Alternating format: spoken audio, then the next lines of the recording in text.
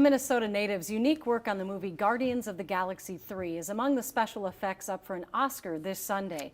The film is nominated for Best Visual Effects. And we're told his specific role is pretty rare in Hollywood. Rena Sarigianopoulos tells us more about it and even gets a little demonstration of what he does in our studio.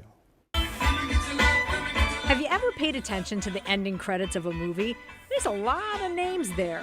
And what do they even do? Yes, there are a lot of names that go by, but sometimes I have a juicy title like, virtual production supervisor or techvis supervisor.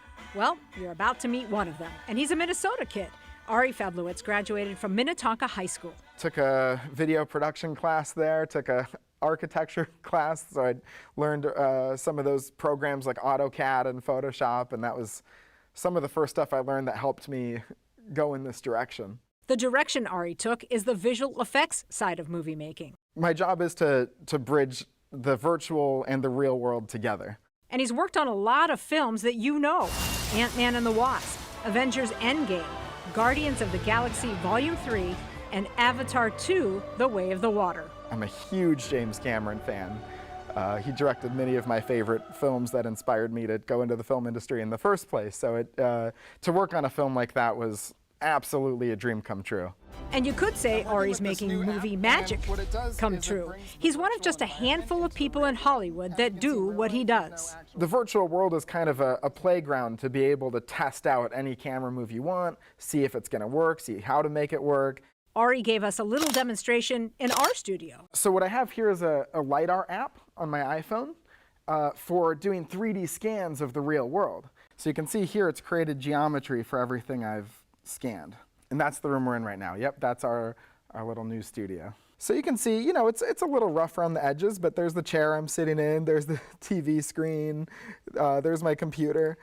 I'll actually just bring in a Cyclops because that's funny. Here's an actual Cyclops standing here in the soundstage. And you can see if we walk closer to it, we're actually getting closer to it. It's like the real world size. So there we're looking at its eye.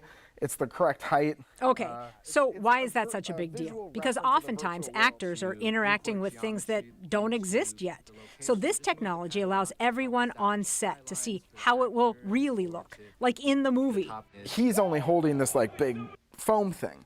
But when you look through the Cyclops app, you can see the actual real world scale of the dragon's tail. So you know how big it is, you know how big the dragon is, you know where the dragon is. The camera is just He uses technology to figure out if certain camera shots will work or how to improvise if they don't. So this is probably one of the most complicated sequences I've worked on in my life.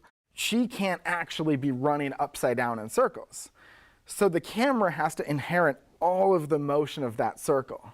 So you kind of end up with this thing where the camera is like spinning in circles, these big loops, because you want them to really look like they're spinning, but then you have to do it accurately at her correct running speed. And what you see on the silver screen in the end is not only pretty cool, but thanks in part to what Ari does. So yeah, he deserves a juicy title. It's definitely a rare role, and I'm really happy to have found myself in it. With photojournalist Ron Stover, Rena Sarigianopoulos, Kare11 News.